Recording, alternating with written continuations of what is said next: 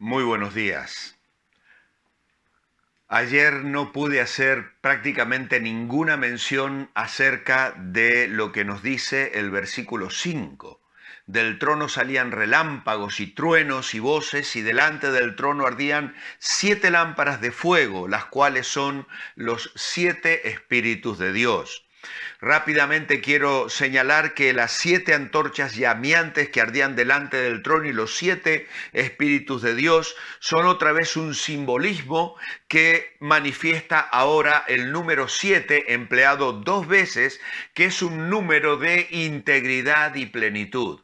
Juan a lo largo de Apocalipsis utiliza muchísimas veces el número 7, 7 copas, 7 sellos, 7 trompetas, incluso en el Evangelio de Juan, las 7 señales.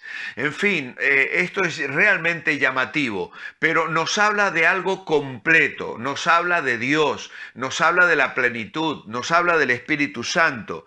En este caso, las 7 antorchas representan una abundancia de luz en el trono de Dios, y los 7 espíritus son una representación de la plenitud del Espíritu Santo que ya hemos señalado en otras ocasiones, tanto al hablar del capítulo 1 como en alguna de las cartas a las iglesias. Así que Juan ha tomado este simbolismo del tabernáculo, del candelabro de oro que se encontraba allí, también de una profecía de Zacarías en el capítulo 4 y versículo 2. Y aquí, al hablar de 7 lámparas, en realidad está hablando de una luz mucho más resplandeciente que la de un solo candelabro de aceite, como aparece también en Ezequiel 1:13. El fuego resplandeciente de las antorchas da luz, pero también describe la santidad de Dios, que no tolera ningún pecado en su presencia. Así que esto es un resumen de un versículo también lleno de contenido, y yo quiero pedir disculpas porque, bueno, esto no se trata tampoco de un estudio bíblico, sino nada más que de un devocional que a mí mismo me lo tengo que recordar para no detenerme en muchos detalles y no llegar a ningún lado en realidad, que no es lo que pretendemos. La idea principal de esta semana es que Dios está en el trono, que nada está fuera de su control soberano, y aunque Él permite que sus hijos sufran y la maldad prevalezca temporalmente, aunque parezca que está callado, inactivo, al final Dios triunfará. Nuestra esperanza es segura. Hoy nos toca el versículo 6. Dice que delante del trono había como un mar de vidrio semejante al cristal, y junto al trono y alrededor del trono 4 seres vivientes de ojos, con ojos llenos de ojos, delante y detrás. El primer ser viviente era semejante a un león, el segundo era semejante a un becerro, el tercero tenía rostro como de hombre, y el cuarto era semejante a un águila volando. Realmente el vidrio era una rareza en la época del Nuevo Testamento, y mucho más el vidrio claro. El cristal transparente era casi imposible de que fuese encontrado. Así que aquí esta visión de un mar de vidrio señala la magnificencia de la santidad de Dios.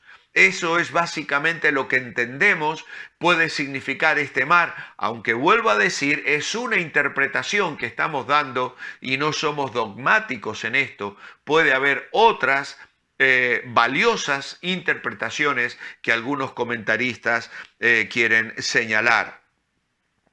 Eh, Luego también decir que habían seres vivientes alrededor del trono, además de los ángeles y los ancianos. Y en este sentido ya el domingo hice hincapié leyendo Ezequiel capítulo 10, versículo 20 al 22, donde el propio Ezequiel da la interpretación de quiénes eran los seres vivientes que aparecen allí mencionados en el capítulo 10, que aparecen en el capítulo 1 de Ezequiel, y que aquí Juan ha descrito como estos seres vivientes que van a tener también una participación especial a lo largo de las trompetas y las copas y los sellos, etcétera, etcétera. Estos son querubines, querubines porque Ezequiel así lo afirma y nos recuerda también la tarea de los serafines, esta diríamos una calidad superior de ángeles, diríamos, que ministran alrededor del trono. Hay quienes sugieren los 4 puntos cardinales de la tierra en este sentido y hacen un énfasis en que el león habla de poder, el becerro de la tierra, el rostro de hombre habla de la inteligencia, la sabiduría de los seres humanos e incluso cuando habla del águila, habla de todo lo que se mueve en el aire, las aves, etcétera, etcétera. Esto es también una interpretación y es lo que nosotros vamos a pensar en esta mañana, porque algunos ven en estas 4 caras una descripción, una ilustración de los aspectos que los evangelios nos presentan acerca de Jesús. Y es aquí donde me voy a detener yo en esta mañana, porque quiero daros algunos argumentos en relación a esto. Mateo, Marcos, Lucas y Juan. Mateo es el evangelio del rey ilustrado por el león. Marcos recalca el aspecto de siervo del ministerio del Señor en cuanto al becerro, del buey. Lucas presenta a Cristo como el compasivo Hijo del Hombre y luego Juan manifiesta la deidad de Cristo en relación al águila, hablando de Jesús como el Hijo de Dios. Bueno, en el Evangelio de Mateo, ¿por qué pensamos que es presentado como rey? Bueno, realmente Mateo escribe mayormente a una audiencia judía. Constantemente está haciendo referencias al Antiguo Testamento. Él está pensando que estas personas tienen acceso a lo que escribieron los profetas. Y entonces Mateo va a repetir una y otra vez, y esto sucedió para que se cumpliese, y esto sucedió para que se cumpliese, y las profecías, y la casa de David, etcétera, etcétera. De hecho, vamos a ver primeramente la genealogía del rey. Y entonces allí en el primer capítulo él comienza a hablar de la genealogía del Señor Jesucristo, mostrando que era un descendiente de David, la genealogía del rey o la persona del rey. Luego presenta la predicación del rey y entonces comienza a argumentar. Primero nos ha mostrado la genealogía, porque todo rey que se precie para reclamar un sitio en un reinado tiene que adjuntar la documentación que demuestre que es el heredero, que es el descendiente de la familia real.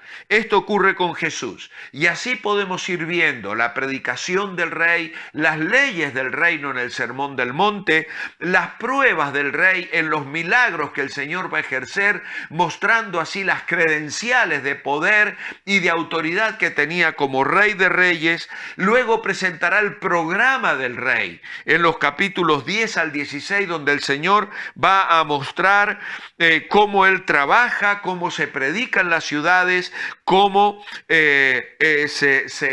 habrá de enseñar a las ciudades la pedagogía del rey y finalmente la presentación del rey, las predicciones del rey en el capítulo 23 y 24 y acabará con la pasión del rey y finalmente el poder del rey en la resurrección.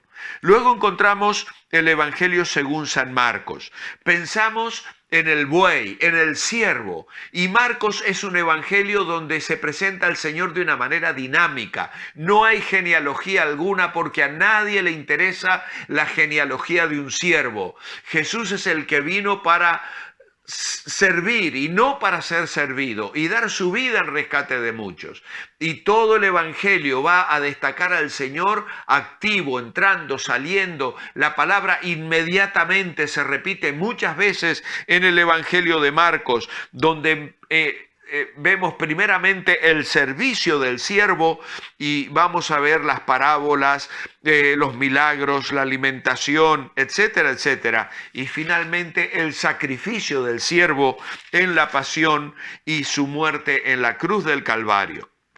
Así que podemos bosquejar Marcos también de una manera geográfica, la preparación del siervo allí cuando se bautiza, la predicación del siervo en Galilea, la predicación del siervo en Perea y finalmente la pasión del siervo en Jerusalén, los lugares donde el Señor estuvo.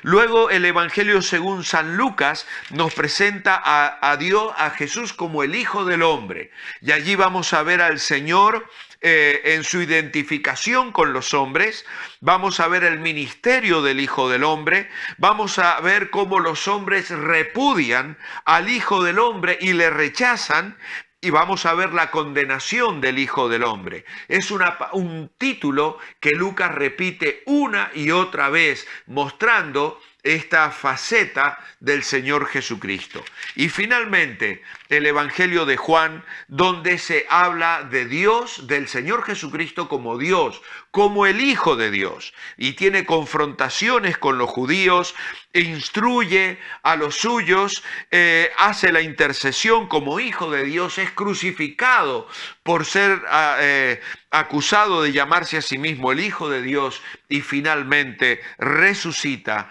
y es reconocido como Dios por Tomás, que dice Señor mío y Dios mío. Juan escribe porque había quienes estaban negando la deidad de Jesucristo y comienza con esa sublime declaración. En el principio era el Verbo y el Verbo era con Dios y el Verbo era Dios. Así que en los 4 evangelios, de una manera fascinante, vemos al Señor descrito de 4 maneras diferentes que nos permiten conocerle y adorarle mejor. Por eso en este día podemos nosotros pensar en el carácter del Señor Jesucristo, ver su majestad, ver su persona, ver cómo responde en su fidelidad a cada una de mis necesidades, cómo Él tiene la capacidad de resolver cada una de mis problemas y puedo descubrir su sabiduría cuando yo procuro vivir en su voluntad y de acuerdo a su realeza y a su soberanía. Mi oración escrita en esta mañana en este párrafo de mi devocional es: amado Padre, gracias doy por el Señor Jesucristo y por la forma en que está presentado en los evangelios. Así como los cánticos del siervo Isaías nos describen su persona, su obra, su propósito, su pasión y su poder, hoy me bendice renovar mi visión de Jesús, el Hijo de Dios, a quien amo, adoro, sirvo y espero. Ven, Señor Jesús, ven pronto. En tu nombre, amén. Muchas gracias por vuestra atención. Os espero mañana para seguir meditando en el capítulo 4 y considerando lo que los serafines hacen o los seres vivientes hacen delante del trono de Dios.